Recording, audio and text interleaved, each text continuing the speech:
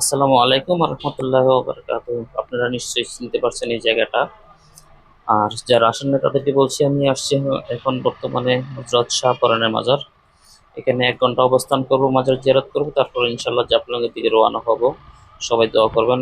এই যে প্রত্যেকটা গাড়ি বাংলাদেশের বিভিন্ন জেলা থেকে আসছে। চট্টগ্রাম মেট্রো ল, হ্যাঁ, তিনোটা গাড়ি চট্টগ্রাম থেকে আসছে। আমি আসছি চট্টগ্রাম থেকে। এখানে মাজার জিয়ারত করবো আগে, তারপর যাই হয় ঘোরাফেরা যাই হয় হবে। তবে আল্লাহর ওলিদেরকে আগে শ্রদ্ধা করতে হবে। বিশুদ্ধ খাবার পানি এই জায়গায় সংগ্রহ করা আছে। তবে বাংলাদেশের প্রত্যেকটা জায়গাতেই বিশুদ্ধ খাবার পানি আমাদের প্রত্যেকটা জায়গাতে অবস্থান করা আছে আমাদের দেশে। তবে আমরা নিজেরা ঠিক রাখি না, প্রত্যেকটা পানির কল নিজেরাই ভেঙে ফেলি।